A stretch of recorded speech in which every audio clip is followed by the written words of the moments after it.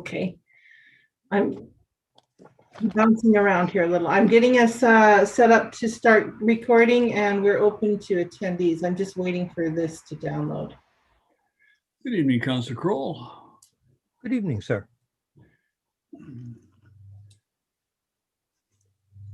You have time for dinner? Yes, I did actually. I was all set to have a nap, but then the mayor sent this revised report. Just to keep you up to date. Something that I was going to mention during your report, but I'll save it till the report. Oh, save it to the report. Yeah, it's always good to look smarter than the mayor. Yeah. I would never go out of my way to show you up, sir.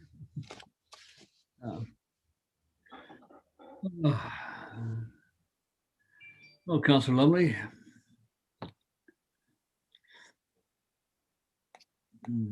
I've got my old truck back on the road. I've managed to take, I think, 3 or 4 trips to the green waste dump so far. I think we should start tipping fees at the green waste. It was really good this morning because Heather is still one of these reluctant people on my old truck. And this morning, it was up the green waste. As soon as I pulled in there, the first guy who was there, he said, "Oh, what year's your truck?" And I told him, he says, "Oh, I used to have a 73. He says, "I wish I'd never gotten rid of it." He says, "A great truck." The next guy that pulled in there beside him was, "What year's your truck?" And I told him, he said, "Oh, that's a great looking truck," sort of thing. So I said to my wife afterwards, "You see, some people actually do like this old truck." Guys. Welcome, Gavin. They're all guys. Yeah. Yeah. Good evening, Gravity. Oh, hello. 7 o'clock, sir. Oh, hello. Yeah. Welcome. Yeah. Are you off of spring break? I am. It's wonderful. Yeah, good. Got any plans? Not really. I mean, just hanging out around here. I went to Ruby Lake today, which was fun. Oh, nice. Good for you. Good for you. Okay, I think we're probably pretty much on time. Corporate Officer, are we ready to proceed? Yes. Thank you very much.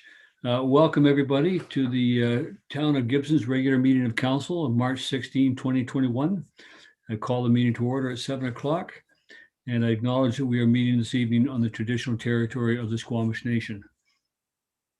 Before I begin, I draw everybody's attention to we have an updated council agenda with resolutions from today's committee of the whole meeting, as well as I circulated an updated copy of the submission to the BC Police Act review. Has everybody received those for reference? Okay, thank you. Good. Okay. So call the meeting to order, as I say. First off, sorry, yes?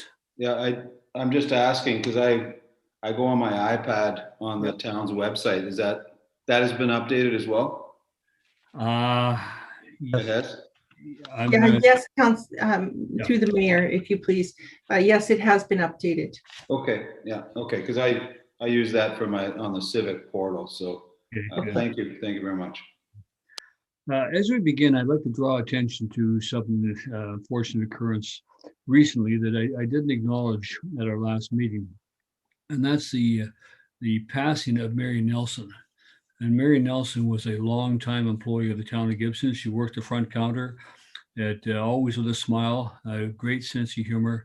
She started with the town in 1998 with ICBC, and she's just a great team person, a great person to work with. I enjoyed my years that I worked with her, and subsequently, and she always had a smile for everybody. So very unfortunate. She officially retired on November 28, 2019.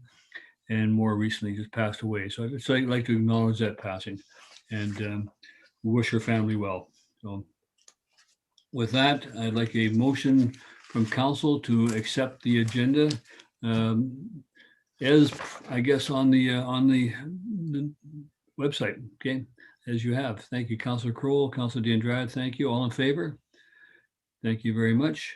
Also acknowledge that Councillor Ladwig will not be with us for the next 2 or 3 meetings. She's has some other issues that she's dealing with. Okay, Councilor Diendrad, go ahead.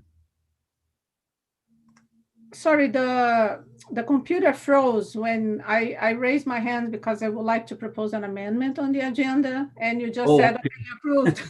All right. And then it's frozen and I cannot do anything. You're frozen in time as approving. Exactly. Yes. So I would like to amend the agenda to add an item on under new business. I would like to have an update and a discussion on Gospel Rock in full view of the public. Yeah. Councilor Diendrad, you did request that. You requested that, and you were explaining that we were not going to add that item to the agenda. You asked that by email yesterday. That's still quite a bit of work being done up there. Work with the contractor, with the committee, and not up to us right now to engage on a discussion of that project while that work is ongoing. So when they have something to report out on that, I think it'll be appropriate. Councillor Lumley? I was actually, I know there's a few things being said and stuff. You know what, I'd almost like to second that motion, just to, I would just for my own sense of mind, I would just like some clarification. I know staff's working on it and staff has a lot of work to do, but it's almost like, and I've read the emails and stuff like that, it's almost like it'd be nice to get some clarification on what's going to get reported back. If it's, I mean, I don't know, it seems to be, for me, it seems to be kind of snowballing beyond us. And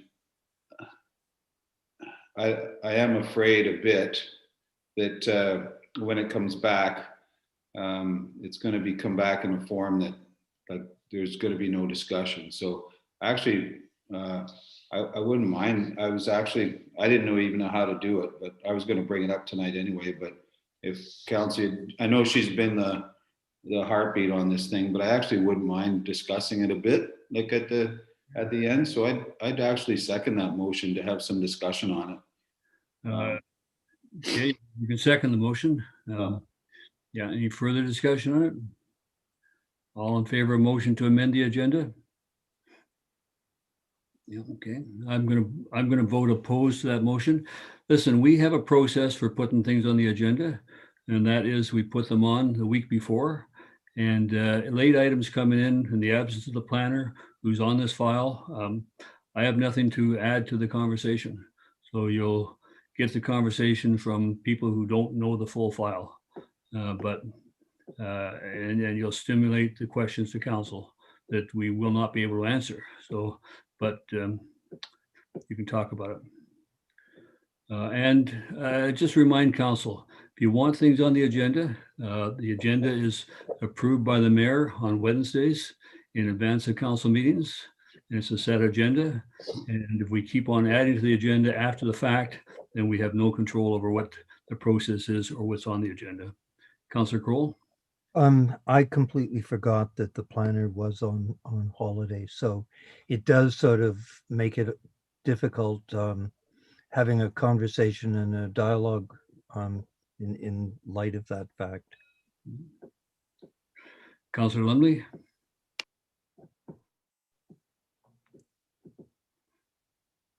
Yeah, you're muted, Councillor Lumley. Yeah, sorry, it's just a discussion, and I know that we might not be looking for answers, but there's been a couple of public outbursts about it, and I just like in the back of my mind, it would just be nice to just have a discussion and just have it, and then we can formulate some questions. We can make a direction, we can kind of direct the way the next segment might go with Leslie Ann Stats is here. But when people are having public outbursts, I just think we have to at least talk about it, discuss it. So, and there has been a couple out in the public that I am aware of. So,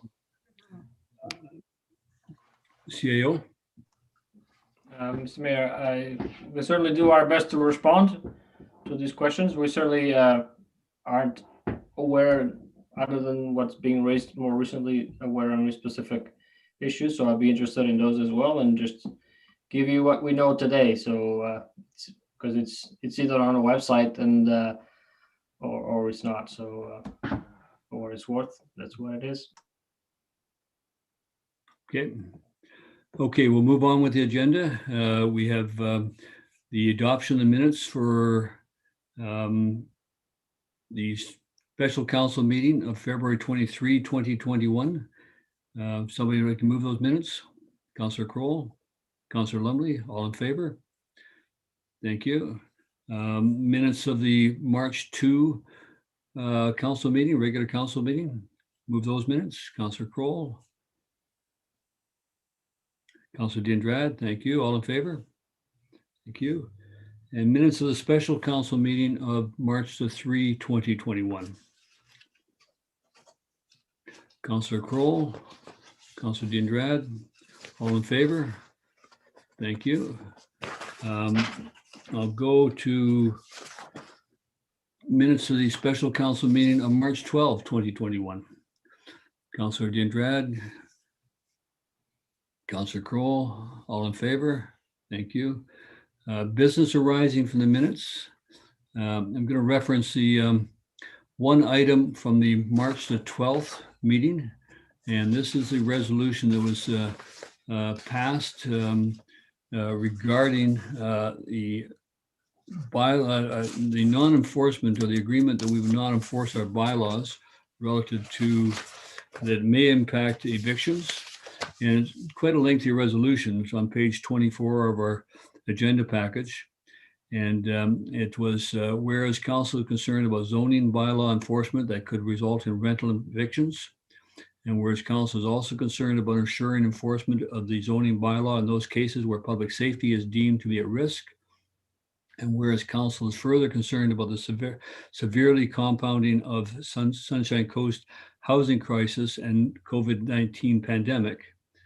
Be it resolved that the town of Gibson's bylaw enforcement staff be directed to exercise their discretion not to proceed with immediate enforcement against zoning contraventions if compliance would result in rental evictions, with a view to with a review of the situation to take place no later than December 31st, 2021, and that staff continue to prioritize immediate enforcement where public safety is deemed to be at risk, and further that bylaw enforcement continue with regard to existing non-conforming rental properties to determine to be without adequate zoning and authorization for rental units. And further, the staff continue to collaboratively work with property owners to reach conformance, particularly if the result is to expand affordable rental housing in the town. The reason I wanted to bring that up is that later in the agenda package, you have two pieces of correspondence. One from the town of District of Sechelt, and one from Silas White. Matt McLean's dealt with the housing crisis, and Silas White deals specifically with housing rental evictions, so that renovation evictions. So that I wanted to just draw attention to the fact that council passed this resolution earlier this month. Okay, thank you. Okay, carrying on, we'll go to, or any other business arising. We'll go to inquiries. Corporate officer, do we have any inquiries? Yes, if you can raise your hand if you have an inquiry, and I will move you over to speak to council. We have Judith Bonka. Thank you. Judith, welcome. Thank you, Mayor Beamish and council. I just would like to ask you a question about 6.3.3 on the agenda, which is infrastructure services 2021 pre-budget approval. I watched the COW meeting this afternoon, and I'm a little bit concerned about the $16,000 of the town's money going towards paving the westbound lane of O'Shea Road. I know it was discussed this afternoon, and there were quite a few, possibilities there. I would, I'm asking, I guess the question would be, why would we even give $16,000 towards this $84,000 bill that the developer has to pay? I feel, I guess that because we've given the land. We also have to employ someone in the town because of this project. And frankly, I would wonder why that 16,000, or if we were going to give any more money, we wouldn't give it to rehab services, something supportive services that will help these people move on and go into a more productive life. So that's my concern there. And my question is, why would we give 16,000? Well, we're not at that point of the agenda, but what I can say to you is that when somebody develops a new building of that nature, they're responsible to develop the center line of the adjacent road. So in this case, the town, in terms of improving the second half of that road to the same standard, would have normally paved it in the absence of any other planned development coming forward.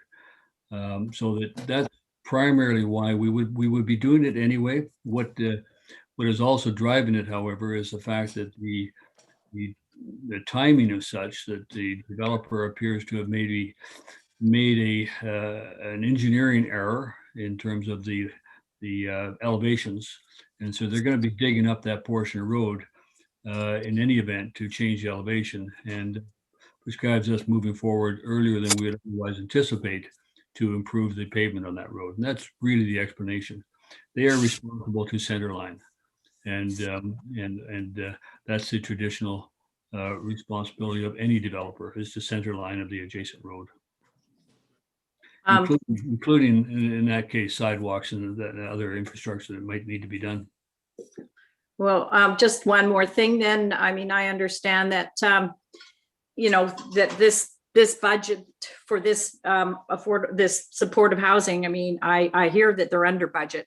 So I would really, I mean, that's just a rumor, I guess, but I would, hope that they would just pay this extra money. After all, this is going to cost our town money ongoing, as far as I'm concerned. So that's just, thank you very much for letting me comment on that.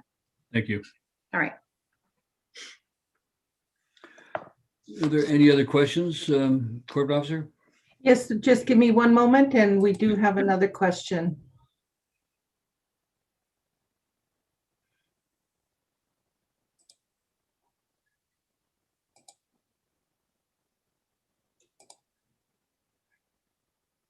You have Suzanne Sanger. Thank you. Suzanne Sanger, welcome.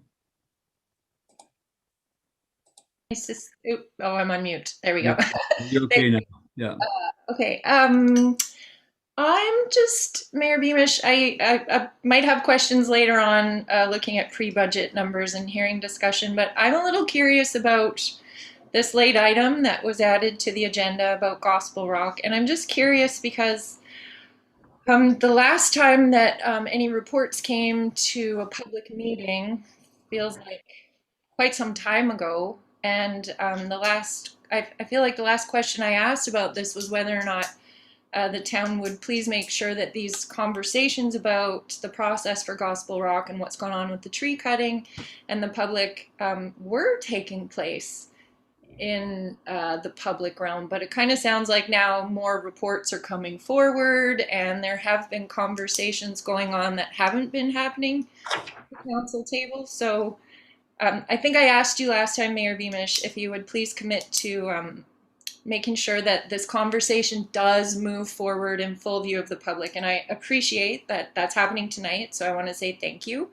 And I guess I just want to ask if we could reiterate that commitment that, moving forward, the conversations about what's happening at Gospel Rock take place so that we can all know what's going on. Yeah, and as far as I know, the conversations are going on. You are part of, in terms of the Conservation Society and the Land Trust and the owner and the town, in trying to come to agreement on the conservation area. And that's, as far as I know, all that's going on. I'm not privy to your conversations, but I'm sure that later on this evening you'll let us know. Okay, thank you. Anything further? Any other questions? We'll be back later. Yes, we have one more. Thank you. William Baker is joining Mr. Baker, welcome. There I am. There I am. Okie dokie. Yes. Yeah. Good evening, Mayor and Council. I note that in the agenda further down, there are budget items. Yes. You know, for example, in 622, 623, 624. And I also thank you for setting up an opportunity to have a dialogue about budget. I'd like to ask you, Mr. Mayor, if you could hold off on voting through budget items before the budget discussion occurs.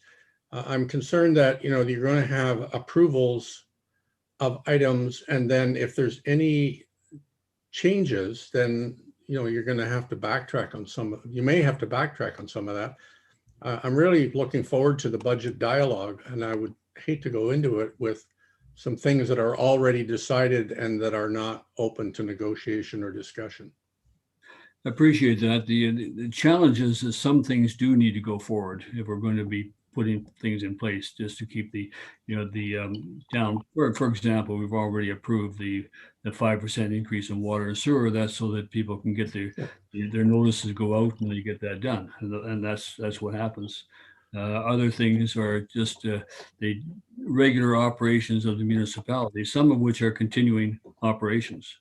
And in terms of projects that were put in place previously, some are to help the staff set different costs, like the deciding what is going to be the tax framework for the tax scheme, making those decisions early so that they can work towards the final budget by May the 15th. And so that's why the ones that come forward, the major projects that are out there are not coming forward to a extent. They will still be in for discussion, but there will be some come forward. It happens every year. You know, we continue to operate. We're an ongoing operation, a municipality, from year to year, from council to council. So the business has to continue, and that's just what we do. So I think. Yeah, I was more concerned about things that are not urgent. The items in 622, 623, and the decision on future policing costs update 624. I recognize that the infrastructure stuff has to be done and certain other things have to go forward, but I don't see that these three are urgent. And could they be deferred until, you know, that you get into the final budget discussions? We'll ask council later, see what their wish is. Okay. I would certainly encourage council to wait until public's had an opportunity to discuss these items before taking action. Thank you. Thank you very much. Yeah. Okay. Any further inquiries, corporate officer? No, Mr. Mayor, there are no further inquiries at this time. I see Mr. Baker is still with us. Maybe we can put him in. I will move him. Just give me a moment here. Goodbye. Yeah.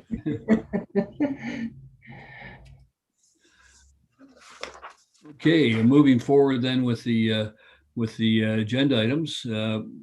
Motion, first of all, to receive all reports on the agenda. Councillor Kroll, Councillor Deirdre, thank you very much. All in favor of receipt of reports. Going down to first item is the committee of the whole meeting on March the 2nd. Motion to receive the minutes. All in favor? Moved by Councillor Kroll, second by Councillor Lumley. All in favor? Thank you. There were 3 resolutions arising from those. Does council wish to pull any of those resolutions for discussion, or can we pass them as a block?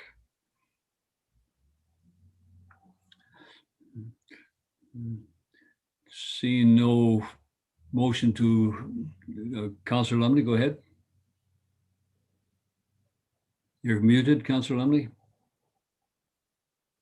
Too many buttons. What, passing as a block as? Just one resolution, pass all 3 resolutions, recommendations. Okay, sure. Yeah. Okay. They're not including, I'm sorry, I'm just looking at it right now. I guess the one Okay, we can take them one at a time. Yeah, No, it's fine. I just, because I voted against the staffing request. I just wasn't sure if, well, that's not where we are yet. We're on okay, good. 6.1. Okay. Sorry, I'm way ahead of you guys. All Sorry. right. I'll slow down. Any of the other ones you want to pull and consider? Yeah. Councilor. Okay, all in favor of approval of 6.12, 13, and 14? Or sorry, motion to approve 6.12. Councilor Kroll, Councilor Diandrad, all in favor? Thank you. Okay. Moving to the special committee of the whole for March the 9th. And this is the 6.2.1 and a motion to receive the minutes. Councilor Kroll, Councilor Diandrad, all in favor of receipt? Thank you. Now, there's ones here, obviously, there's some that want to be pulled, so we'll just take them one at a time. Recommendation that the Senior Society be given $4,045 in 2021 to offset the cost of the new freezer, and thereafter become a $5,000 line item in the budget, and that a $5,000 budget item be allocated annually towards a reserve for children's playground equipment and infrastructure. Somebody care to move that? I'll move. Councilor Diandrad, second by Councilor Kroll. Any discussion? Councilor Diandrad? Thank you, Mayor Beamish. It's just for clarification, and also it was the point that Mr. Baker did. My understanding, these are kind of pre-approval, and we would have a final approval on the budget. Am I correct?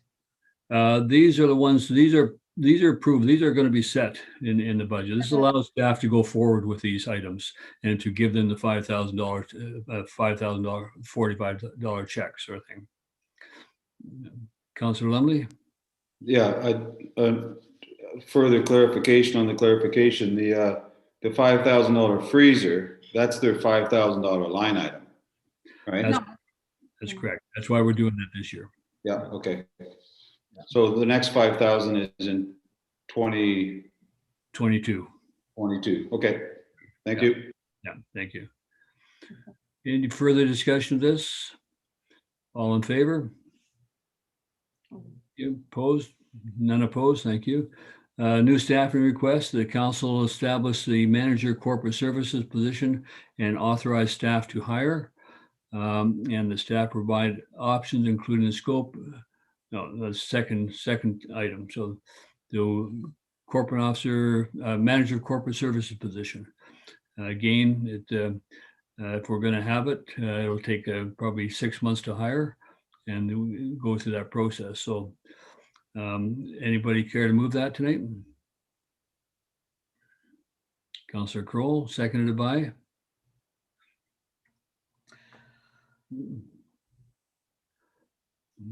Okay, if it's not seconded, we won't proceed. Okay.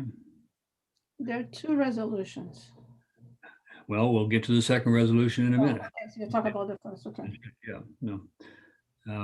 Okay. Okay, we'll come back. So we're not going to proceed with the hiring of staff member at this time. Okay. Staff provide a report including options and scope for a cost estimate for conducting an organizational review, which includes a comparative analysis of other municipalities. Somebody care to move that? Seconded by? Okay. Again, we're asking staff to spend money internally to move forward to prepare a report for council in April and do that. So, we're going to be either consistent or inconsistent here, and what staff is going to do it. So, discussion. All in favor? Sorry. Discussion. Go ahead. Yeah. When this the first part of the resolution came up to hire a staff person, my understanding was that the second portion of that was sort of because of sort of in conjunction with the hiring, that staff would look into comparative things with other staff. I totally appreciate that, doing a we're asking for another report from staff that are already burdened with reports coming out the yin yang. So I can't, if we're approving the staff, then we've got the staff to do the report and work with other reports that are coming up and being asked for. So, if I can't support the one without the other. And I can't support moving forward with a study it's going to cost at least $100,000 to do without staff support. So that Councillor Lumley.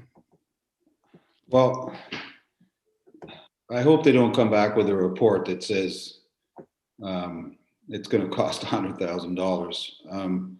There must be a cheaper alternative or some way to be able to.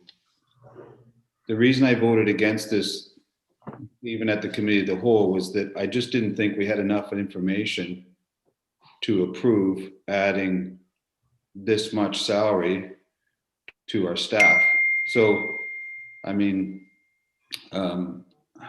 it wasn't that I don't, if we need somebody, that I wouldn't want to hire them. It's just I didn't think if I had enough information to make that decision. And I don't think I also wanted $100,000 study either. There must be a way that we could, somehow compare our municipality, see how we're running things, like, and make a decision at that point in time.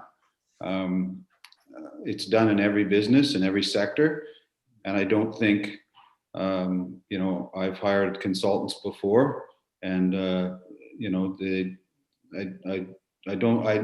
know if it's going to be $100,000, then again we're doing the wrong study. I don't know. I mean, I guess what we're trying to authorize or put forward here is that just some information as to like our efficiencies or deficiencies. I don't know if we want to go that far, but I guess we'll find out. Like maybe if it's $100,000 or nothing, then maybe that's the wrong direction. I'm not sure. But the last one I participated in was for Distance Seashell in 2014. That was $150,000 on a competitive tender basis. So that was the lowest price tender. So that they are busy. I mean, you got to realize we're a multi-million-dollar corporation, and it's not just looking at one aspect of it. It's looking at the municipality. That's what's being asked for here. So that's what we have to look at. Councillor Diandrad?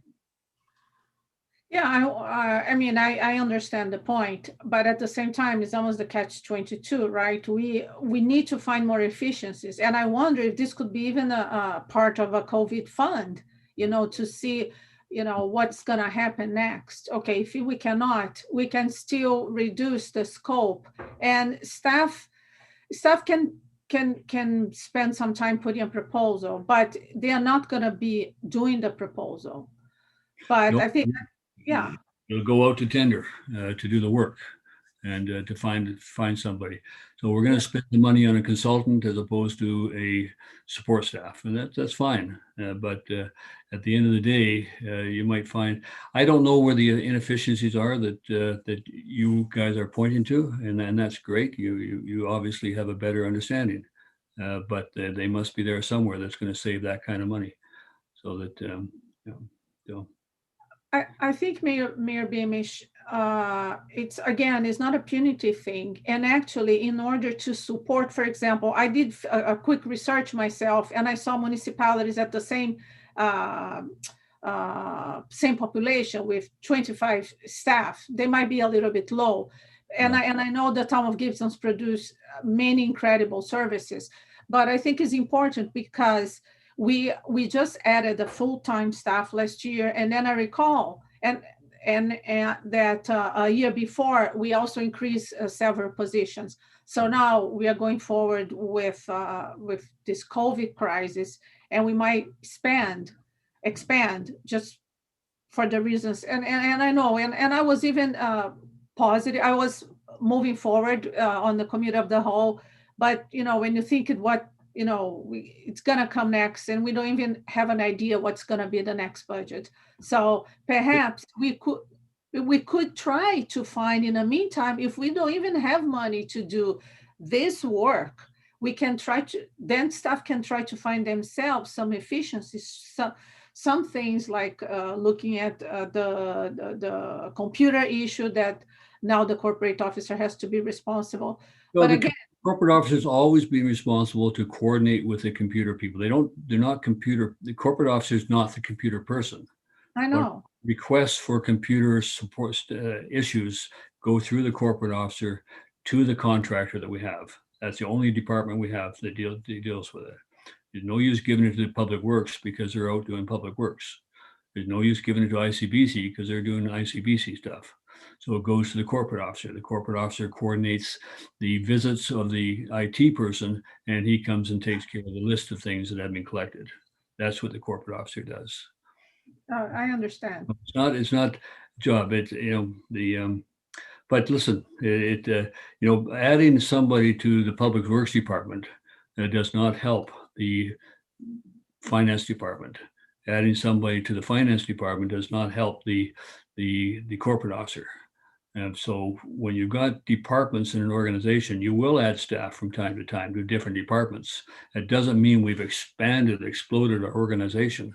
That, hey, we added somebody last year. Why doesn't that person do the job of the corporate officer? That's not how it works. Okay, they are discrete departments that have discrete skill sets they're hired for. And what's being asked here is that the corporate officer who supervises 11 people be given some help to manage that task. So and doing a study that tells you that could be done is interesting. So we'll do the study this year, and next year we'll spend the money on staff. But you probably get one or the other in terms of process. So, Councilor Diendrad. Mary, thank you. Last time we couldn't have a full discussion of what this study. I know an organization review is to find basically efficiencies and effectiveness. In this case, will be operations and service delivered. But I wonder if we can work a little bit on the details. For example, I would like to look at one issue in particular, which touch into governance, which is two-way communication with the public and the fact of the FOIs. We're not going to study them. We're not going to set the terms of reference of that tonight, okay? Well, but that's my question. So yeah, no. Are we having staff coming to us with a term of reference? What's the process? Because the way I saw the motion is, okay, that's a done deal. They will like now prepare a bid to the consultant, and I would like to have a little bit of. I don't see that. I see that the staff prepares a report, including options and cost estimates for an organizational review. Exactly, but cost estimate, you have to discuss what's the focus of. Well, that's what we'll come back to you. Okay. And take a look at that and see if the options that they laid out and the scope of what they're looking at. So. Okay, so could I add a scope that I'm interested here? No, because we can all add to it if we want to do that. Then it just becomes a focus on what you want, as opposed to, I don't know what Councillor Lumley wants, or Councillor Kroll wants, or Councillor Ladwig wants, or what I want. So, let's just let that happen. And when it comes back to us with a proposal, we'll say, well, this doesn't meet my needs. I want to add this, or I want to add that. Okay. So let's anticipate staff understand that. Okay. Councillor Kroll? I don't know if it's at this point it's beyond the buses left the station, but I would almost move that 6.2.3 be removed and brought back at a separate meeting with a little more information on what everything that the proposed staff person would do, and perhaps if it can be done in an expeditious way, some sort of idea of what we'd be looking at for the study that Councillor Dandrade is looking for. But right now I just feel we're sitting here spinning our wheels. I've been into the corporate officer's office enough to see stuff piled on the desk a foot deep, and a table in the office with stuff that's work in progress. So I'm not questioning the need that's being asked for. I think council is feeling that we're being asked for something without enough information justifying it. So I don't know if it's possible at this point to take it off and bring it back on another agenda and deal with it then. I realize it's already been through the committee of the whole. I would look for some guidance. Right now, we have a motion on the table relative to the second part of the resolution. The first part of the resolution is still open. It didn't get debated, so it wasn't seconded. So it still exists as a motion. But the second part, it's being moved and seconded that we do a study. We asked staff to do a study.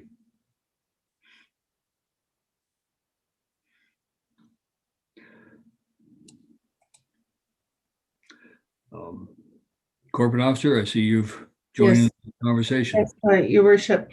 When a council is considering a question, a council may make a motion to refer a matter to a committee, to amend it, to lay it on the table, or to postpone it. They can make those motions while a matter is under consideration. So, Councillor Kroll, do you have a motion you want to make? I think what the corporate officer was offering up sounds like a good motion, is that we A number of things, a number of options there. Yeah. we refer it back to committee and have a little more information on the position being asked for and some of the implications and costs that would be associated with the review that's being requested. Do you have a seconder for that? Seconded by Councillor Lumley. Discussion? Councillor Ladwig or Councillor DeAndrade? Yeah, okay, it's coming back to the committee, which is great. So that means we will be able to provide input on each, maybe what each councillor is looking to, if not every councillor might have a specific input. Is it part of what we will be doing? It could be. We'll find out when we comes back. Right now, it's going back in this form for further discussion. Okay. Yeah. Okay, all in favor of that? Okay. Now listen, I really want to caution you, try not to do your own research. I mean, if you look at other municipalities and you look at them and you say, oh, that's the same as us. You don't know until you really look at it. You look at Colwood, for example. The city of Colwood, they contract out all their public works. They've got fewer employees than we do, but they don't have they have as much of a budget as we do. They just contract it all. So you got to know the whole picture when you're looking at it. Say, okay, oh, there's a population of 5,000 people who've only got 25 employees. They must be very efficient. We don't know that until you actually compare apples to apples organizationally. Now you might come back and say, well, why don't we contract out public works? And then you got to look at that's a whole new study. So Councillor DeAndrade? Yeah, just clarifying here, I just gave an example, and that for the need of the study, because you don't want to judge in this way. That's what I said. And even the proposal has like a comparative study with other municipalities. So that's fine. I'm not saying that we should go. I'm just saying that this is a good reason to do the study. So now council has confidence that we are right. So for the next years to come, we will understand that, we absolutely maximize, we absolutely efficient. There's nothing we can do about it. And I'll be happy with this result. Good. I don't look forward to a result that, it is what it is. Okay. Perhaps we are there. Good. Well, to say, let the study take place, and let's not do 5 separate studies and challenge the final one based upon different results we came to. Okay, 6.2.4, future policing costs. Recommendation that council begin a phase-in of 5% related policing costs tax in the 2021 tax year. And you'll all recall this was to offset the impact of taxation. This is a process we started last year and weren't able to continue last year. We are going to be hit with a bill starting April of next year. And the purpose of this was to try to reduce that sudden impact. So, Council, anybody care to move the recommendation? Councillor Kroll, seconded by Councillor Lumley. Discussion? All in favor? Thank you. In the property tax framework and general tax collection scheme, that the council implement an alternative tax scheme with penalties. Oh, sorry, missed one. Tax burden and tax multiple analysis. This recommendation actually has to be amended at the request of the Director of Finance, and that is that council approve a business tax multiple of 2.75 for the 2021 tax year. At meeting the actual preciseness of 0.8 would be challenging, but 2.75 would be the multiple. So somebody care to move that? Councillor Lumley, second by Councillor Kroll. Further discussion? All in favor? Oh, is that discussion or you vote in favor? Okay. No, it's more clarification, because I had the impression when we were voting on committee of the whole that this number might change, or again, or no, we are. Could change. It could change. It could change, okay. Yeah. Okay, all in favor? Thank you. That's approved. Property tax framework and general tax collection scheme, that council implement an alternative tax scheme with penalty dates of 5% on July 3rd, 2021 and 5% on September 1, 2021. And this is in respect of the normal tax scheme, which would be 10% on July 3rd, 2021. But again, recognizing that people have challenges looking at a different structure for the tax penalty. This is the same as the District of Sechelt does at the present time. So somebody care to move that? Councillor Kroll, Councillor D'Andrade, thank you. All in favor? Yeah. Councillor, are you in favor, Councillor, or are you opposed? Yeah, in favor. Okay, thank you. Okay, onward we go to the committee of the whole from this afternoon. We have 4 resolutions arising from the committee of the whole. Does council want to revisit any one of those or at this time, or do you want to prepare to move the resolutions of 6.3.1, 0.2, and 0.3? You just had them an hour ago. Councillor Lumley? I'll move it. Okay, thank you. Seconded by Councillor D'Andrade, thank you. Any further discussion? Seeing none, all in favor? Thank you. Thank you. Okay, going to 7.1 administration reports. This one we are going to defer. The information has not been completed yet. The Director of Planning did not have a chance to look at it, being away. So we'll defer that to the meeting of April 20. So if I have a motion to defer to April 20th, Councillor Kroll, thank you. Seconded by Councillor D'Andrade. All in favor of deferral? Thank you very much. Council reports. So this first report is one I mentioned to you a week or so ago, and this has to do with policing. Right now, you're aware there's the province has established a special committee on reforming the BC Police Act. They are undertaking receiving submissions and hearing submissions at the present time.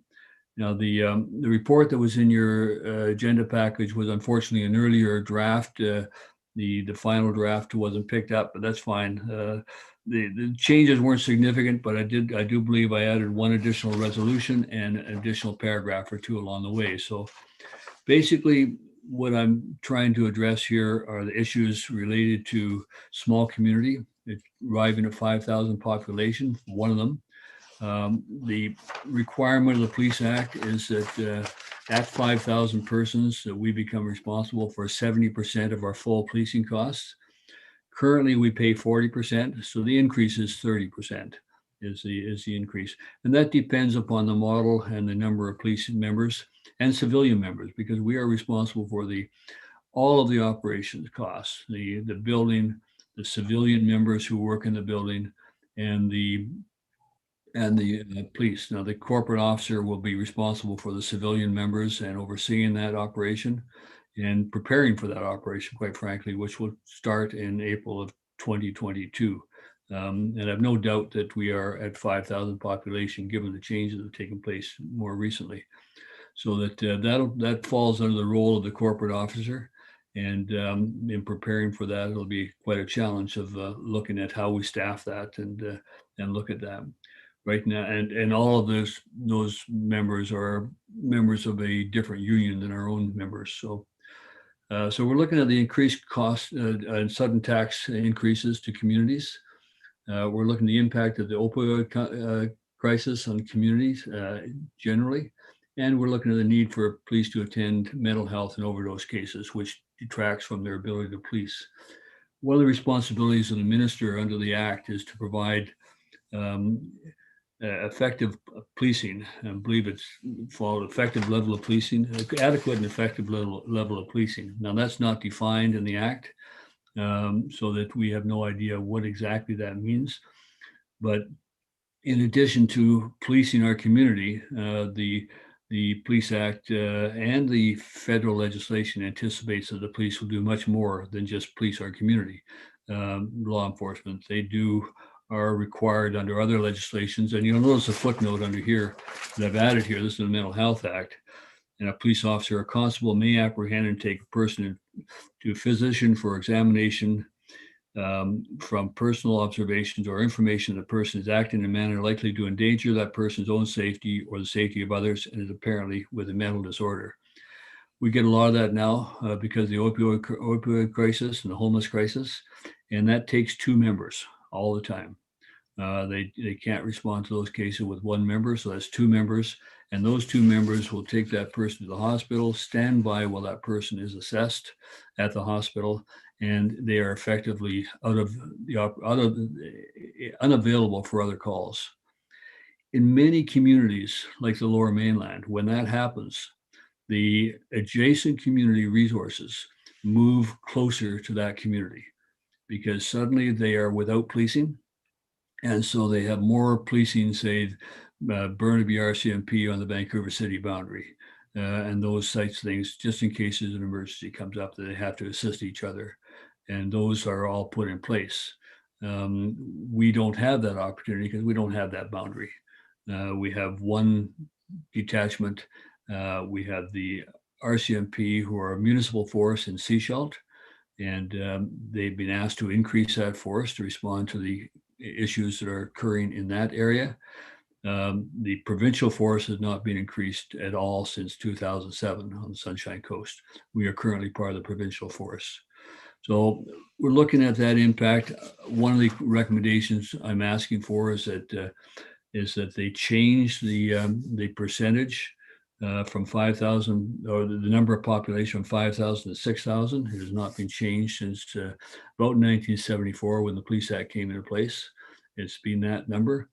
They didn't have to deal with the increase in technology, the increase in the ability to work from home, and the transitory nature of our workforce at that time. It was pretty fixed in place because of what they had to do. So now people can comfortably come over here from Vancouver and work here and enjoy the lifestyle here, and then increase the population. And that's, I think, what's really happened here. So we're looking at the threshold, I believe, needs to be raised to 6,000. And we also need to look at the definition of adequate and effective level of policing, and it needs to include crime prevention. Because where the ministry back in the 80s and 90s had a specific department on crime prevention and staffing, they no longer have that. And crime prevention has gone by the wayside.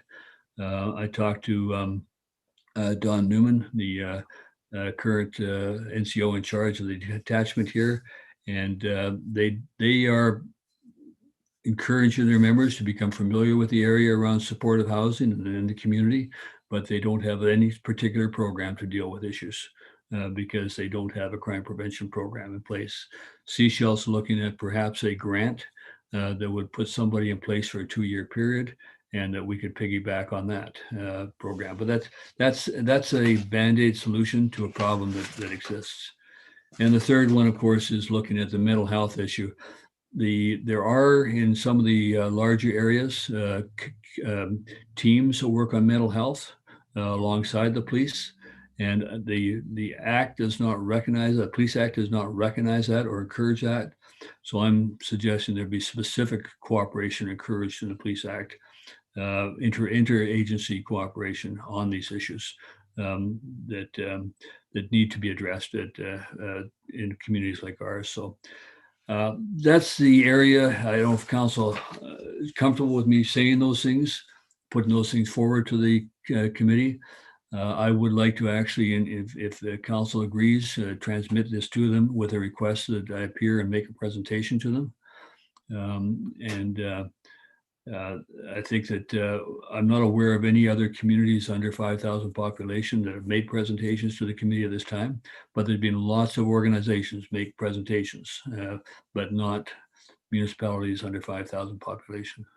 Councillor Kroll? Thank you for your report, Mayor Beamish. And there's a couple of things that I would like to see included in it. One is the issue that the RCMP on the coast are having with recruitment because of the housing prices and the availability of affordable housing on the coast. So they're constantly having a real issue getting people want to come here, but they can't afford to live and work here. So I would like to see something included in that. I know at one point the RCMP actually used to, if someone moved and sold their house and couldn't afford to buy a house in the community they were posted to, the RCMP actually topped up paid the difference in the housing costs. The other thing you haven't addressed is, and again, because of the workload of the RCMP in the community, and a lot of it is to do with what they're having to deal with mental health issues, is we may have a detachment of X number of people, but it's never that number. There's so many people on stress leave, on medical leave, on sick leave. Then you've got the whole issue of court dates. And a lot of stuff gets, the RCMP go to the trouble of getting someone arrested, and then they end up the case gets thrown out of court because the member who needs to appear in court isn't available because he's dealing with a mental health issue and he misses the court appearance. So there's a whole lot of other issues. The other thing that wasn't addressed in the report is the fact we're a Marine community. So if the Marine unit is out, it's a minimum of 2 people on that boat, and they can be gone for a day. Yeah. Depending on what happens. So I think it's a great report. Regardless of what the number at which we have to pay, it would be nice if it could be phased in. I find it a bit alarming that I can drive around the community for days and never see a police officer or a police car. So that concerns me more than anything, that, if they push the number to 6,000, we're going to be how much longer without an immediate police presence in our community. The other thing that, pro or con, is we would receive ticket revenue back into the community from the detachment, the RCMP detachment in the community. And seeing the way some of the people drive in this community, it might pay for itself. Yeah. I appreciate the workload of the Marine unit issues. They could be certainly referenced in the report. Recruitment is outside the purview of the Police Act in terms of, because that's a RCMP issue. The Police Act doesn't deal with the RCMP. It deals with policing. Yeah, appreciate that. Councillor Diedrich? Thank you, Mayor Bemish. Just a clarification. I'm trying to understand where the 6,000 came from. It's just because it gives a little bit, but also I believe there's a minimum. Is it a per 1,000 people that you have to have a police officer? What's the ratio? Is there? There's not a minimum you have to have. It's usually there usually is a kind of a police per population ratio that they use against their stats, and I'm not sure what it is for our community right now. I would say it's going to be somewhere around 600 or 700 people. Per one. One policeman. Yeah, that's usually about what it would be. So, and then they have other ratios of crime per member, sort of thing, with caseload, and is another measure. Yeah. So I was curious why you're pitching 6,000 and not 7,000, because with 7,000 it gives us more time to to save money. It's an incremental step up. That's all it is. Is that yeah? It could be 7,500. Could be. I know that's what I thought. But yeah. So yeah, I just thought that it's a number that is more than 5,000, 20% higher. So I think is what it is. Mm-hmm. Councillor Lumley. Yeah, I just wanted to add that sometimes a lot of like issuing an RCMP officer or a police officer in a lot of municipalities or cities for mental health issues is the wrong thing. I agree. They should be, if there's a police, there should be at least one person that's trained in mental health. And I mean, just in like, there's been a number of deaths recently in larger cities, and that's kind of been the result, was not having somebody that has the ability to deal with mental health. I'm not being disparaging to police officers or anything, but there's people that spend their whole lives training to deal with like crisis management and stuff like that, and to send police officers in. Yeah. So maybe that's one of the things, like instead of like not sending 2 police officers, maybe having a mental health person available. But anyway, that's just one of my thoughts on the thing. That's a challenge on the resourcing on the other side. That those resources don't exist in our community, those additional resources, and that's why the last resolution addresses the issue of encouraging within the Police Act, identifying the need for increased cross-agency cooperation. That is happening in some areas where you have mental health teams working with the RCMP. And so that, but they're in larger centers where they have the resources that they don't have on the coast here. Yeah. Councillor Kroll? Just an update on that, sir. There is currently, I believe, one mental health worker who does work with the RCMP on the coast now. Yeah. Well, good. Yeah. Yeah. But again, it's one person. And if there's an incident in Pender Harbor and an incident in Langdale, then it's, you know, and are they 24/7? Are they available on that basis? No, they're not. They've got I think it's sort of like, you know, 9 to 5, 5 days a week. So, you know, it is problematic. There needs to be more than one person, but at least there's a person now. There wasn't before. Yeah. Yeah. Good. Okay, Councillor Deindrath. Yes, the last point, just because obviously I would like to endorse this letter, is just understanding. I understand that the letter is to update the Police Act, but independent of the act, we can develop these relationships and partnerships with people in with people specialize in mental issues, right? So we can with the Vancouver Coast Health and other agencies, right? So independent on the act. Yeah, exactly. The mental health are outside of the act, so it's really so encouraging that kind of cross-agency cooperation to occur. Yeah, Councillor Crowe. Just for Councillor Dandretti's benefit, the one person I believe that we have on the coast is provided through Coastal Health. Yeah. Thank you. Okay, that being said, appreciate the suggestions, and I'll incorporate some of that in another edit. But I'd like to get this through because I think if I'm not mistaken, the committee winds up its work in mid-April. So if there are 3 resolutions there, or 2 resolutions, the council authorizes Mayor Beamish to submit the report on behalf of the town of Gibsons to the committee, that the council supports Mayor Beamish's ongoing communication on behalf of the town with the Committee of Police, Reforming the Police Act. And that may include, I'm going to ask for an opportunity to be here before them and make a presentation. So moved by Councillor Giandrad, second by Councillor Kroll. Further discussion? All in favor? Thank you. Thank you. Next item, 6.2, Councillor Kroll helps cities lead campaign and GHG emissions. Councillor Kroll. Yeah.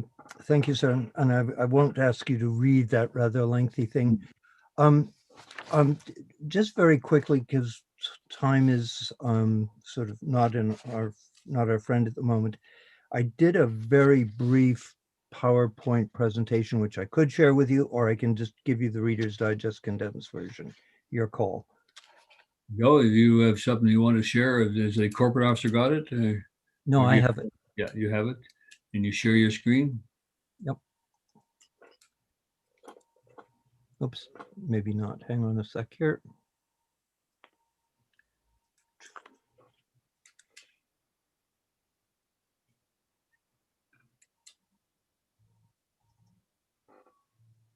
Okay, I see it. Well, I see part of it. See the blank screen. Okay, there you go. Yeah, good. Okay, so for probably the last 3 or 4 months, I've been involved with this group called the Climate Caucus. And what it is, it's a group of 300, I think there's 350 currently elected officials who are interested in climate and are looking at sort of driving the system to help transform, just make it easier for municipalities to work with government levels to make climate changes. The mission is 110-0, so one planet within 10 years and leave no one behind. So everyone sort of comes out of the project with the same results. The Climate Caucus here in BC is funded by McConnell, the Pacific Institute for Climate Solutions, UBC, on Lidstone and Company. So it has people's attention. Some of the projects that are within the program is one, it's called Help Cities Lead. And what it actually is, there's a series of handbooks and pre-prepared documents that rather than having to go out and do the research on a project, they're actually templates that you can follow to bring about climate change and sort of solutions for municipalities. They also do a student handbook. And I don't know if Gravity received them. I sent her the links to both the Help City Leads handbook and the student handbook. One of the other projects is a program that we're trying to bring in Canada. It's called PACE. It's currently existing in the United States. And what it does, it enables property owners to borrow money for clean energy improvements and repay the money through their taxes. So what in fact happens is the provincial government would endorse the program. It's funded by the actual companies that provide the services and the products. And it would ultimately end up, the town would apply to be a part of the project. So if I wanted to put solar panels on my house or put in heat pumps or re-insulate to reduce GHG emissions, that I would be able to do that. And it would be paid back through my taxes. If I were to sell my property, that tax payment component would stay with the house. Currently, BC needs to refit 30,000 homes, 17,000 apartments, and 30 million square meters of commercial space every year until 2050 to meet our targets. So PACE would actually be a driving force to help us achieve that. Currently in the United States, and PACE is a fairly new campaign there. They've had 240,000 residential and commercial projects, and it's created 60,000 jobs. So what I'm really asking for is the letter as outlined in the agenda be sent to the respective ministries. And I would also recommend that we, and I don't mind taking it to the regional district and forwarding it to the district of Sechelt. Any questions? Yeah, certainly we can forward it to the district and the regional district from here. So yeah. Councillor Deandrad. Yeah, I'll move. I think move- it's a very important project. Yeah. Councillor Kroll move the resolution. You'll second it? Sorry, second. Okay, thank you. Okay, further discussion? Okay, hearing none. So we'll also send this to the district of Sechelt, as you say, and to the CRD. Mhm. Copy to our MLA and MP. Yeah. There can never be enough copies. It can never be enough. Okay. As long as they're electronic and don't waste paper. All in favor? Thank you. Thank you, Councillor Kroll. Pleasure. Okay, next item is the council correspondence. This is for the March 1st and 8th. And motion that be, first of all, be received. Okay, all in favor? Thank you very much. Council, is there anything arising from those correspondence that you'd like to bring attention to? Councilor Deandrad. Yeah, it's just there are 3 correspondence, 2 about STRs, but I understand this is coming shortly to us, so I would like just this to be included. Perhaps perhaps even as an issue, not only the correspondence, not the correspondence itself, but that the planner has the time to look at this. And perhaps some solutions are incorporated, because I thought that this was a really good example of things that can happen, ongoing, right, with SGR. Well, and the others about the tree by law, and I understand that it's coming in April That's correct. Yeah. And I'm assuming this particular will also be incorporated in the overall package, right? Yeah. Okay. Some of the ones that I highlighted on March the 8th, the issue from Carrie Ann Polson, Executive Assistant, District of Sechelt, read the Flood Resilience Challenge from March 18th and 25th. I don't know if anybody saw that at the top of the page there, but if anybody wants to participate in the Flood Resistance Challenge, it's something to take a look at. Number of letters of thank you for the COVID-19 grant. Acknowledging that's going out. Last time I checked, and Director of Finance can correct me if I'm wrong, but we had requests for up to $15,000, I believe, so far, and yeah, the numbers I don't have in front of me here in my mind, but it was being well received, and again, an example where staff can just take care of it, and that's great. I'd flagged the short-term rentals. I noticed a letter from Mayor Dugas of Port Hardy with our signature and the logo on it on fire emergency equipment that we supported, and tree bylaw again, and short-term rentals. Yeah, so there's a number of different issues in there. And I guess I asked a question to the corporate officer that have all of these yet been responded to, or how do they get acknowledged and responded to? They all receive an acknowledgement or through Tracy. Tracy sends out an acknowledgement to each person. Okay. Is the acknowledgement sufficient, or should we be saying more in some cases? If council wishes us to say more, then we will say more. Yeah. Well, we're looking at our mail, our correspondence policy as we speak, so that we'll be hearing more on that. So that they are at least acknowledged that they've been received. So Okay, anything else, Councillor Kroll? Thank you, Mayor Beamish. There were just a couple things I wanted to mention. There were a number of letters in support of the supportive housing, and people in the community really eager to, just acknowledge and welcome the new residents as they gradually are phased in. Again,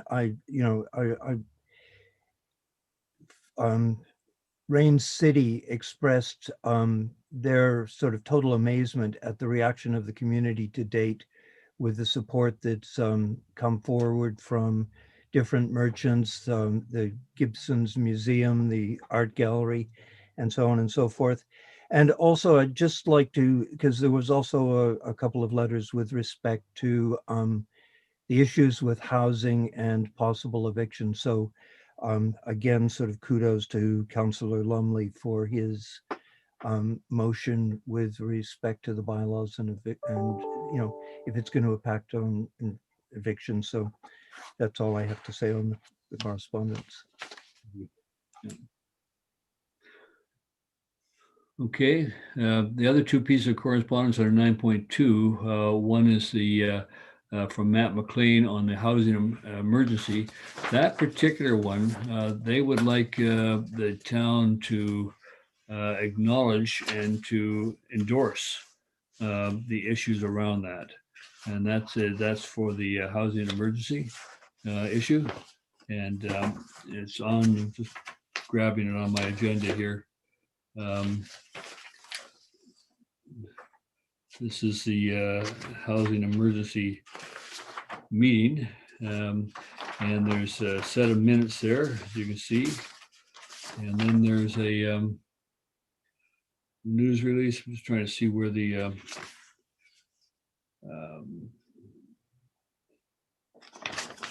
I think what they're asking us, well, the call to action, yeah, undated, updated March 1. There's a draft call to action, and they're actually asking that council endorse the call to action, and that's on page 51 of the agenda package. And it's written with a draft across it, and that may have changed, but does council understand that, and are you prepared to support that? I was part of that initial discussion. Councillor Kroll? I also attended the meeting, and I think what's really positive is the number of people that have come together to try and address this issue. So it's hopefully it isn't just a case of a bunch of people with their hands tied behind their back directing traffic. So I'd certainly like to move the recommendation. Move the call to action on page 51 of the agenda. Yeah. Yeah. Maybe my numbering, I have it on 49, but it's close enough. It could have been because of change. Yeah. Okay. Yeah. Somebody like to second that? Councilor D'Andrade, thank you. Any further discussion around that? Okay, I'll call the question. All in favor? Thank you very much. I'd like to also ask part of that endorsement of that a letter be sent to the Matt McLean at the District Seashelt, acknowledging that the town of Gibsons has endorsed the call to action as put forward. Okay. Staff, do you need a resolution on that, or will that just happen? I understood the resolution to be that council endorses the call to action as presented by Matt McLean in his letter of March 1, 2021. Okay. And could you put in that a letter be sent to Mr. McLean confirming our endorsement?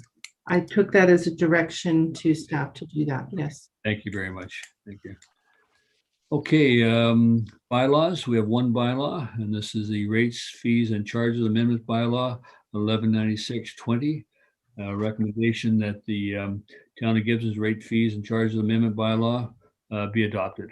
So I'd like to move. Oh, sorry, we missed councillor reports somewhere. Well, let's move that. So, Councillor Kroll, you move that. Okay, seconded by. This is the rates bylaw. Councillor D'Andrade. Any further discussion on the rates bylaw? Seeing none. Okay, let's go back. Let's go back and give you all an opportunity to report. And that's just looking for my section of the agenda. So council reports usually comes right around correspondence, and so that It's your worship, it's at section. there it was way back up there. Yeah, yes, and we had the two items on there being the policing and the help cities, but we didn't actually give councilors a chance to give individual reports, or Councillor Guinard. So let's go around the table. Does anybody have anything they'd like to report? Councillor Kroll?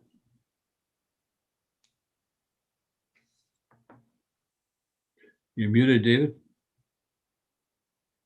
Clever me, pressed the wrong button. I just wanted to mention again the April 4th takeout dinner at the Legion. It's up on the town website, I believe. Already there's signs up around the community. If anyone's interested in having a takeout dinner, it's ham, scalloped potatoes, coleslaw, mixed vegetables, apple crumble, I believe. And Easter eggs. And we have a very distinguished looking Easter bunny, yes. And so if you're interested, we're currently preparing for about 300 people. Kudos to the Gibson Market kitchen team. They've agreed to help us. Gravity and her team from the high school, once again, the culinary department are doing some of the food this year, but because of their phasing, it's not that easy for them to do the extent they did last time. So as I mentioned, the team from the community kitchen at the market have stepped in, and the Interact team once again has offered to help serve and package up the meals. So it really is, it's a great community effort, and we're also always open to volunteers as well. So that's April 4th at the Legion, meal pickup between, I believe it's 4 and 6. Or home deliveries by arrangement. Okay, you're a good salesman, Councillor Kroll. Yeah. And it's free. Yeah. Other reports? Gravity, do you have anything to add this evening? There's not much to add. I kind of covered most of what I wanted to mention last meeting, but spring break, which is great for high school and SD 46. And I did want to say, when you were talking about the policing, I forgot, I didn't have a chance to mention it, but I agreed with Councillor Lumley. I think that it's important to make sure we have people who are trained in the mental health field that are dealing with these situations. Anyways, but I just wanted to throw that in there. Anyways, yes. All right. Thank you. Yeah. Okay, I'm not going to report on all the meetings I've attended with the regional district. They just keep on going. The budget is pretty much set now with the regional district, so that that will come forward. I don't know what the final number has. I haven't seen a final number, and perhaps it'll come out shortly, but it shouldn't be too far off the number that you saw previously in the presentation, so that we'll see what happens there. And then their budget has to be adopted by the end of this month. So they'll be going through the bylaw process very, very quickly on that. We passed through rates and fees. Any unfinished business? Okay, going to go on to new business now. Gospel Rock. Who wants to take the lead on that conversation? Councillor D'Andrade. Thank you, Mayor Beamish. I would expect that the CEO has an update, but if he doesn't have, I want to start with a question, because I have been receiving many calls, and I think, and I myself, I want to understand, did the town issue a tree cutting permit under the tree preservation bylaw for block 7 that allowed the property owner to cut, to do the tree cutting that he did, at least an acre of dryland forest, and I anticipate that is even more because the tree cutting was extensive. So did the town issue a tree bylaw? I think it's important, the community is important that council understands that and the community understands that. So that's the question. This is a matter of transparency. And I would like to have a transparent answer. Yes or no? CAO? Through you, Mr. Mayor. I see the Director of Engineering is here. He would know that a little bit better. I just clarify that I don't have an update. Our information is updated on the website. But this is a reasonable question. I just don't understand why it needs to be creating this perception that there's some sort of conspiracy going on. When if that's the question, my understanding, well, Dave will update us on that, but they've had discussions about when to take that permit and so on. But here's David. Yeah, so a tree cutting permit was not posted on site. However, a permit we were prepared to issue that permit, but as I say, the permit was not posted on site. Councillor Lumley?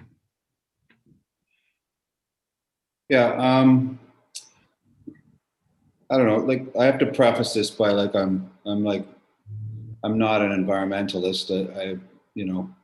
I never have been, but being a counselor for the town of Gibsons, I think there's a couple things, and I don't get too emotional too fast. I know Councillor John Draddy has been, but I try not to jump to conclusions. But I don't know. I guess in the long run, something just doesn't sit right with me. That's why, if she didn't want to talk about it tonight, I was going to raise this question. And maybe these questions can't be answered, but there's a couple questions that I do have, or hopefully, something can be done about it. Like, if I'm looking at the Diamond Head map, and they've obviously suggested that these areas be included in the line, or the ESA, which was originally drafted and part of the OCP, and I get that it was like, but I don't know. I think parts of me think that if I'm going to do my job correctly as a counselor, I mean, from what I understand so far, is that there's been a few mistakes made by this developer, and you know what? By all accounts, the developer's been like willing to work with us, and he's been like a really good developer. And I know the CIO said that many times, but there's been some mistakes made. There's been like changes in like people that have worked up there, and I can't really, like, there's a phrase that I could use, but I don't really want to swear on Zoom, but it's just been kind of like maybe crazy up there. And part of me thinks, like, I'm really glad that there's a stop work order in progress. And I know part of me thinks that we should just keep that until, I mean, I really think that, and I know these trees were cut down, and probably wrongly, and the trees probably should have been included in the ESA, but I don't think it's too late to fix it. And I think that's part of my job as a counselor, is to find a solution to fix it. And I just don't understand why the line like can't be changed to include these areas. Like on this, I'm just looking at the Diamond Head report, and sorry, I can't share it on my screen, but we've all seen it. I'm just like, one of my biggest questions was why, I mean, the OCP was written a long time ago and the line was put down there, but I mean, I'm not sure why this line can't be changed to include these areas, even if the trees are cut. Hopefully they'll grow back. It's still the same area. And I know it impacts a couple of the developers. It impacts a little bit of development, but I don't know why we would just not ask that developer to include that in the ESA. And then my other thing is like, there's so much back and forth with like TLC and the SCCA and like I know the town's like, I guess partially involved, and like part of me just wants to say, okay, like can't we just get the covenant in place for like with all this, like with maybe like the new line, protect all this area as it's supposed to be protected. And I know Councillor DeAndretti spoke about it before, but I mean, this process has been happening for so long. And I think, you know, I've had some discussions with people in the community and stuff that are concerned, and I don't know, I think we'd be doing a disservice to our community if this isn't what we tried to do. And that's all. And I'm only talking about it because I don't know, I just feel bad. I feel like if I didn't think this way, then I wouldn't be doing my counselor job properly.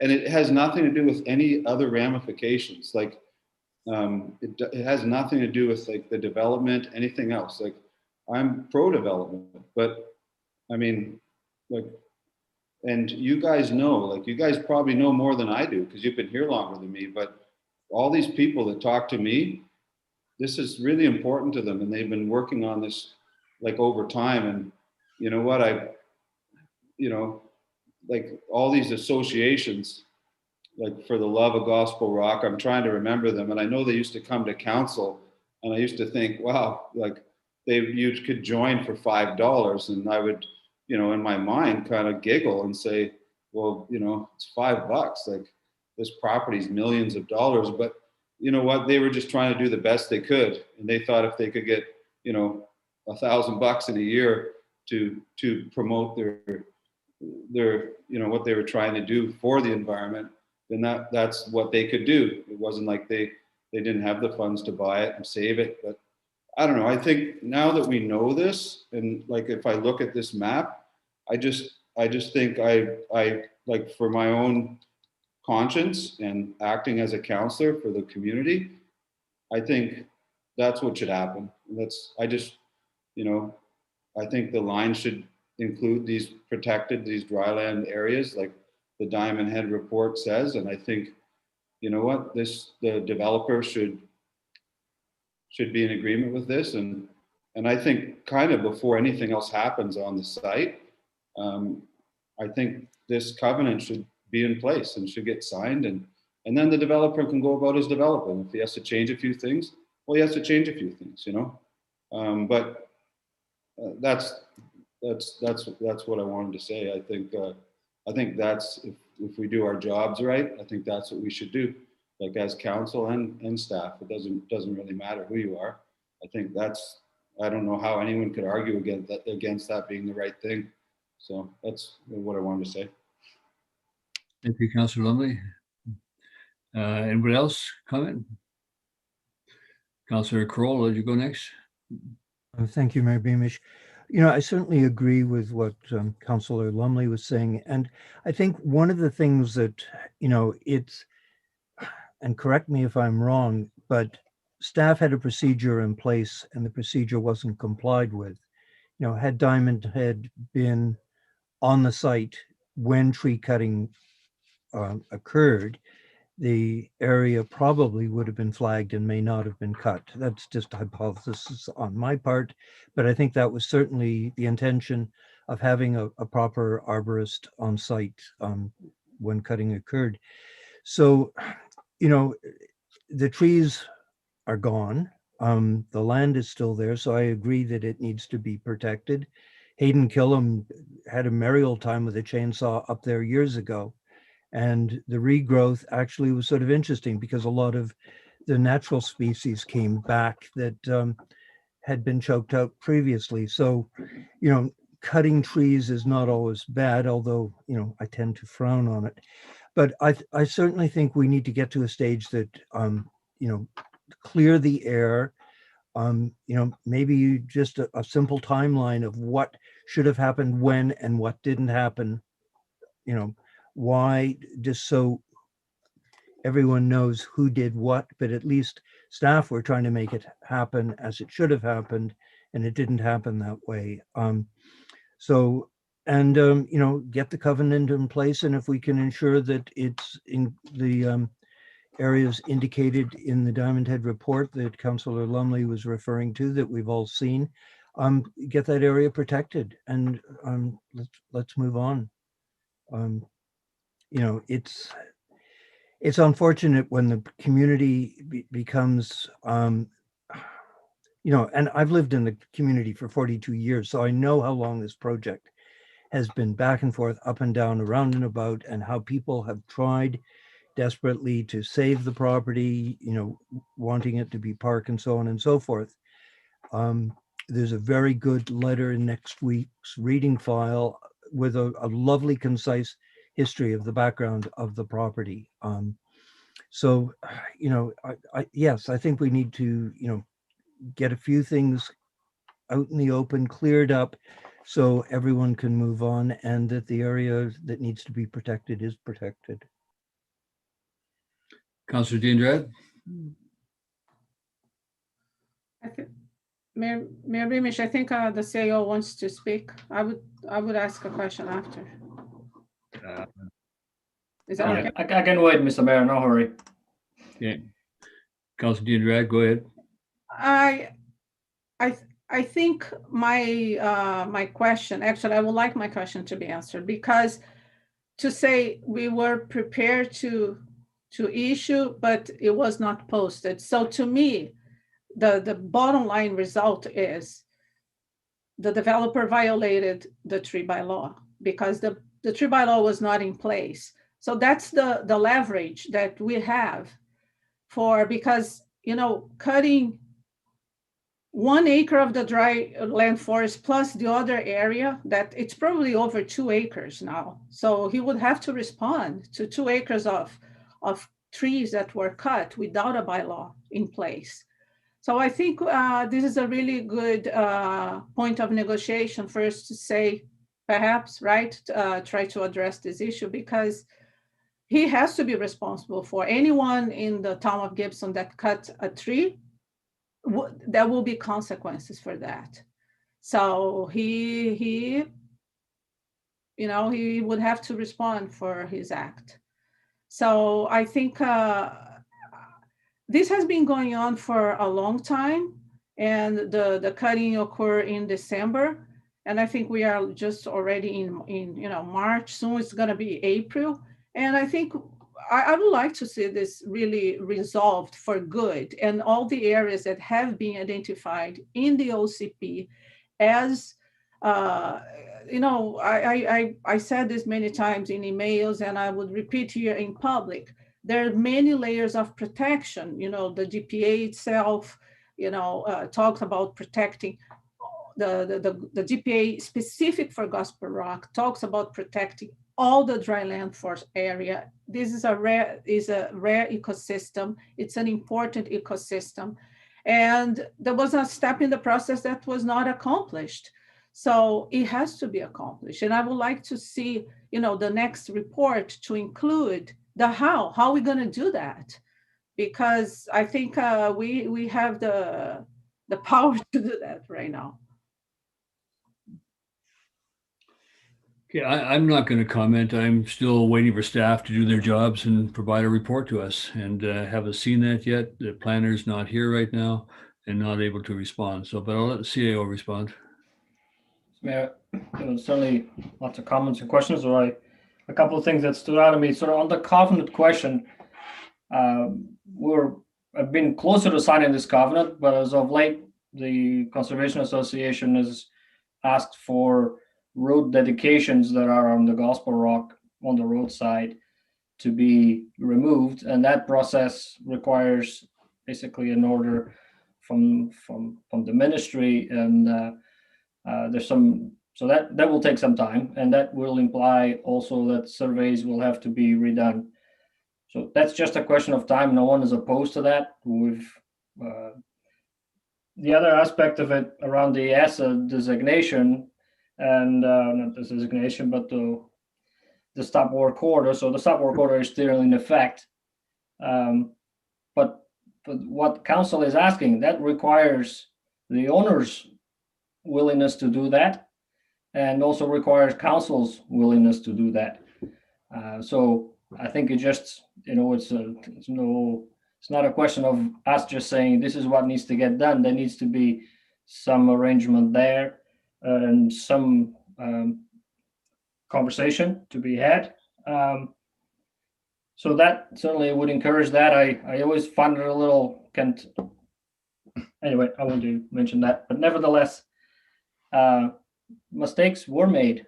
There's no doubt about that, but I'm not aware of any site that we've had that mistakes aren't made. Sometimes we make the mistakes ourselves and other people do as well, but then we have processes to deal with those. And my comments before, that those folks have been quite willing to work with us through it. They still have to make their own decisions, but we're not holding all the cards here. So that's on the tree bylaw. I think I'd leave that for Dave to comment. I don't know enough about that at the moment to comment. Thanks.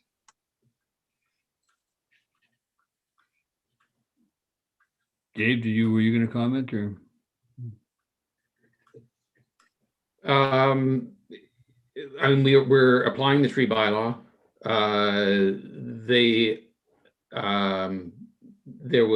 There will be fines that will be levied for the damage to the trees, which is in the bylaw. There isn't a fine for not posting your permit, which we can certainly put in there, but that's more of a messaging piece.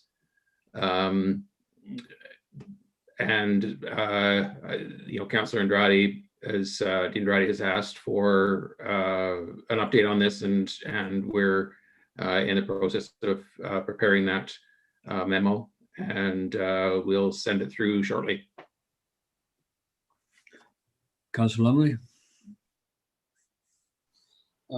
I can appreciate that staff has to do their work and they have to report back to us. My fear is that the stop work order gets lifted before we get the reports and we get to decide on them or make a decision on these reports. I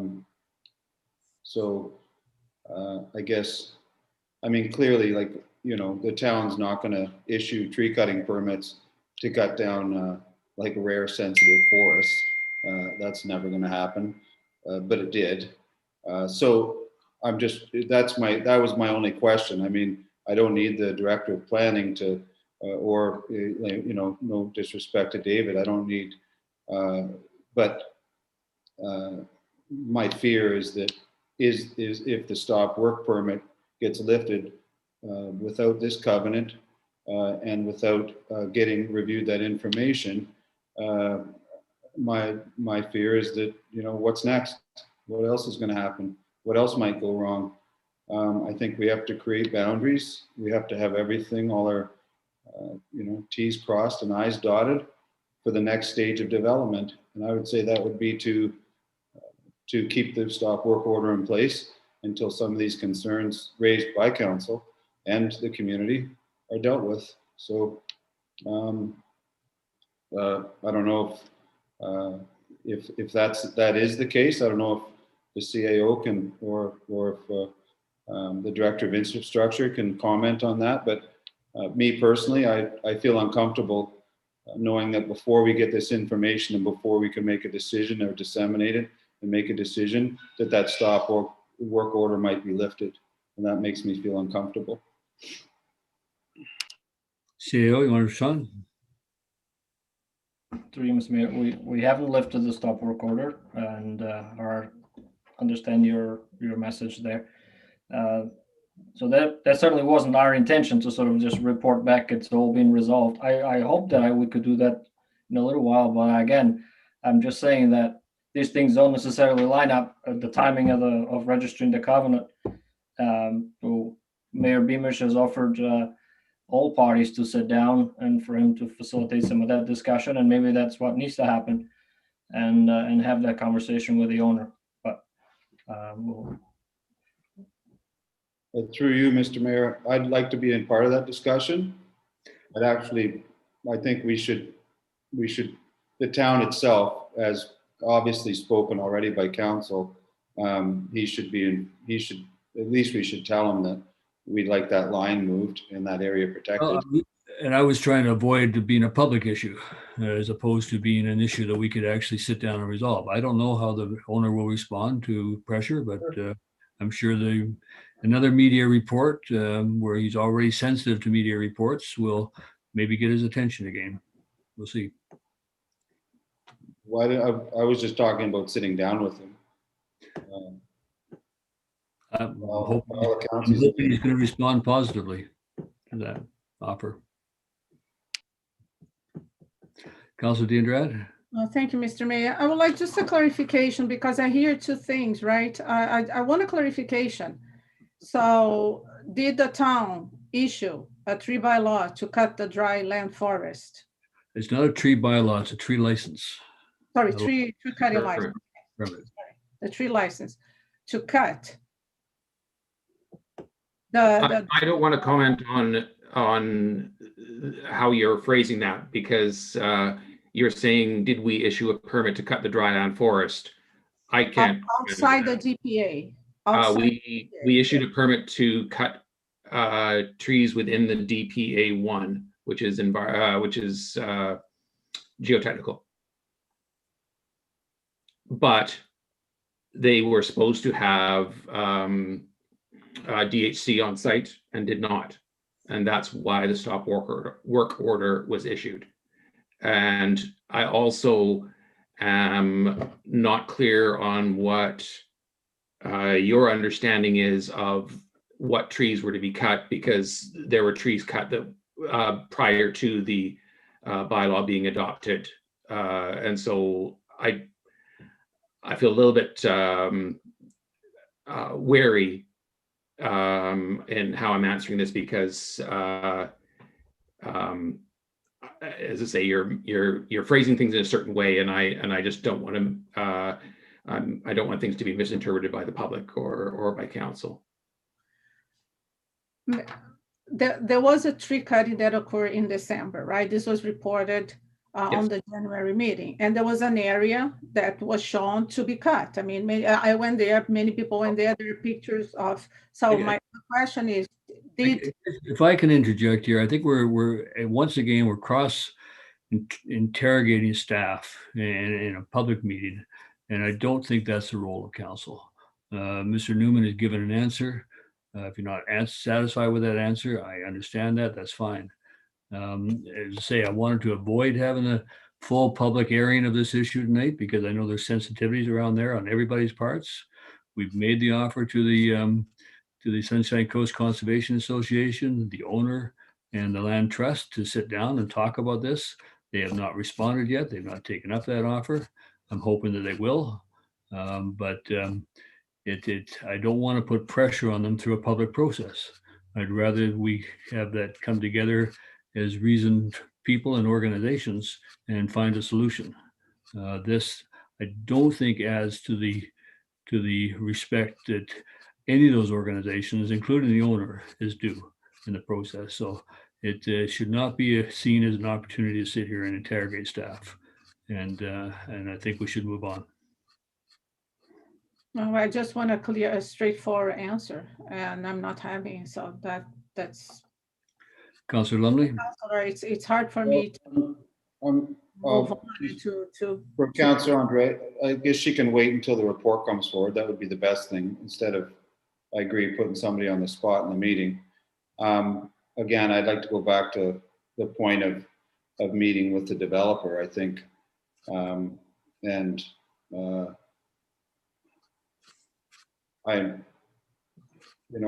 really not afraid of how the developer might feel or think.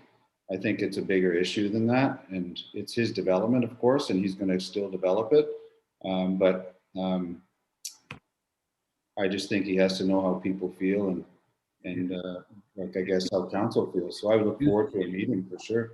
If you think, Councillor Lumley, that I'm afraid of how anybody thinks, that's you're interpreting. Well, it's difficult to think that, he's going to get upset, but because it is what it is. Like, I don't know, we're not making this stuff up. Like I said, I'm looking at the map. It's just fact. So I just thought, the CAO had said to sit down and talk to them and express our views. And I'm sure the SCCA and the TLC probably feel the same way. So he's probably going to say, okay, I would imagine, you know. I don't know. I mean, but that would be a good start for sure. So far, in addition to an offer, we've been giving him an ultimatum. So we'll see what happens.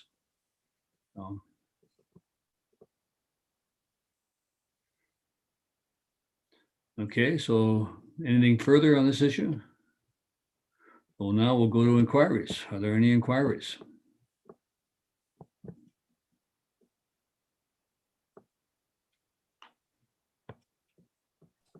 Judith Bonkoff is joining the meeting with a question. Judith, welcome again.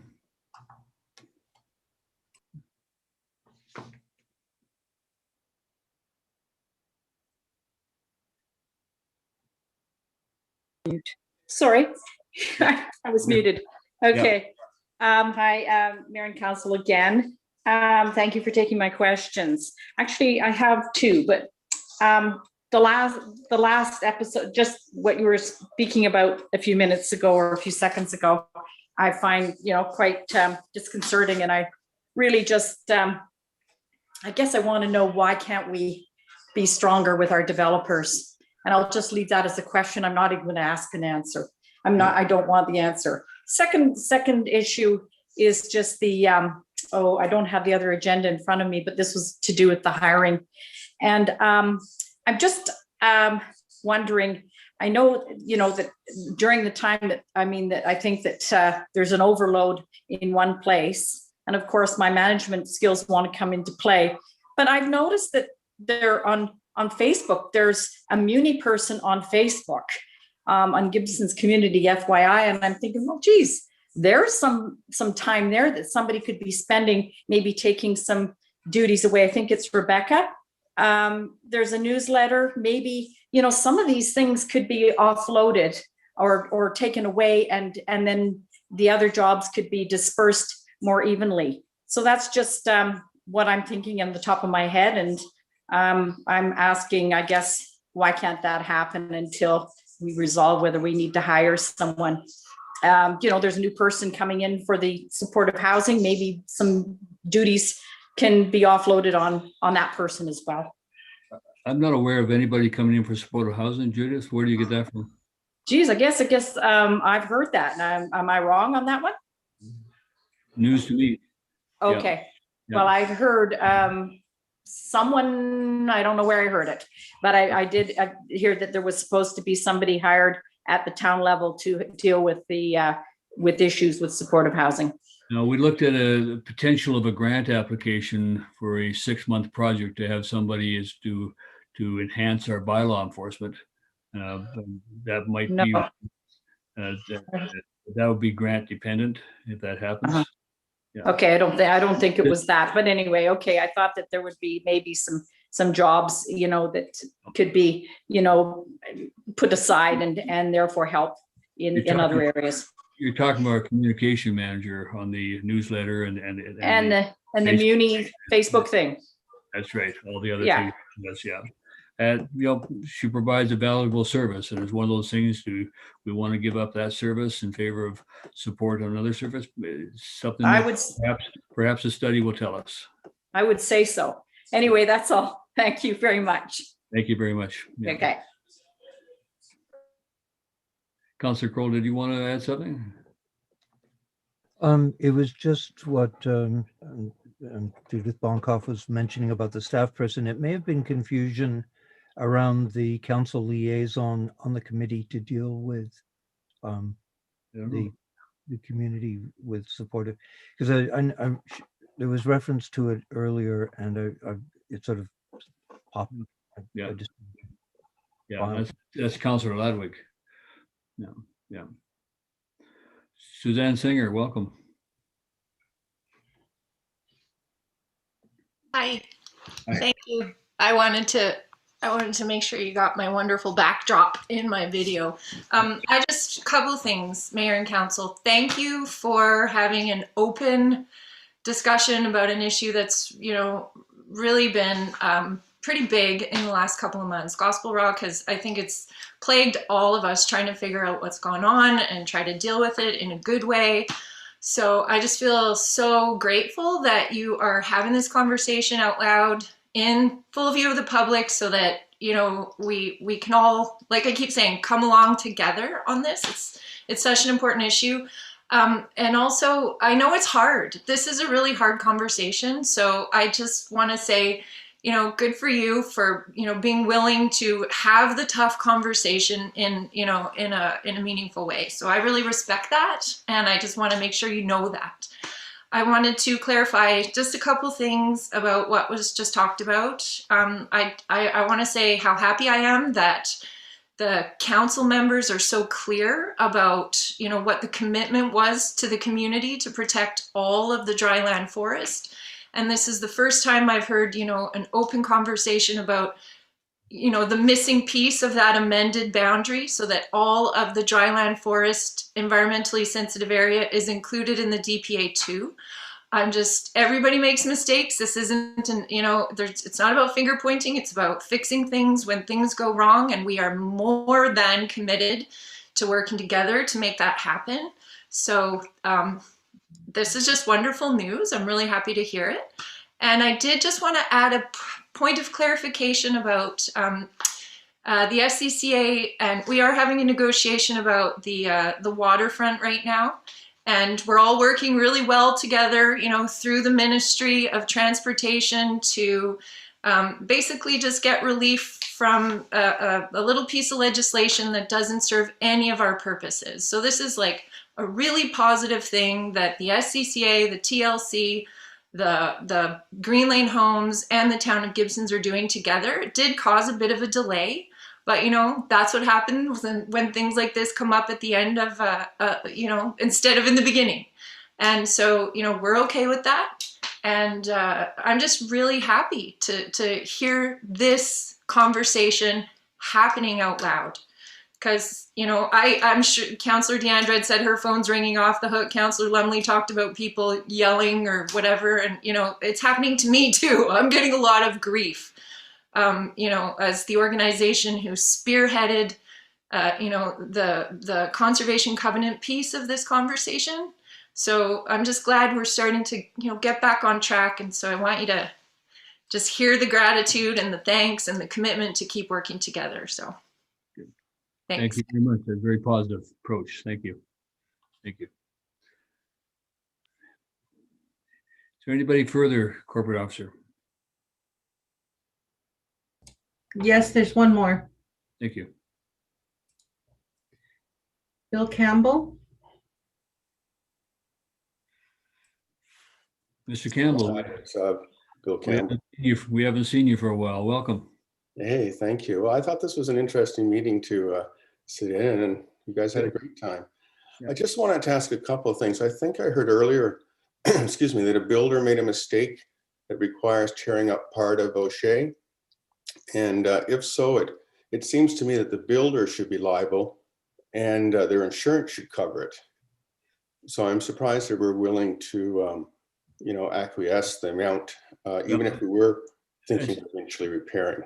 Yeah, I think you're mistaken. It makes me wonder, did the town approve building plans with the mistake that were then followed? That's really obligation to contribute. No, I think what we did is we put money in the budget to do that. We are hoping that that BC Housing or the builder will come forward with the payment for the works, but in the absence of that, we still have to fix the road. So. Well, I know the road, of course. I'm in that area, and that side of the road, what didn't need the repair that the side. Yeah, so sometimes you have to anticipate a cost that hopefully somebody else will cover, but if not, it still has to be fixed, and then we would have to look for our solutions to how we could recover that money. So they're not liable, the builder's not liable for the mistake? The builder is liable for the for mistake, but how long do you want to argue it and leave it the way it is, as opposed to fix it and argue it afterwards? Oh, are we planning to argue it with them? I mean, it is taxpayer money. Definitely we are. Yes, that's what was said. That's what was said this afternoon. Okay, I'm sorry, I didn't hear that earlier. Yeah, it was. I also wonder, we're in the middle of a pandemic, and I'm a business person. I serve thousands of small businesses as an internet service provider.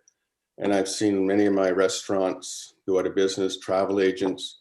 I've had to lower some of my rates to specific customers to help them stay in business. And I'm kind of confused on why isn't council trying to reduce the town's budget when its citizens are going through, for many, the most financially stressful time in their lives? Well, I think we are. I think if you look at, we're keeping within a 2% increase this year.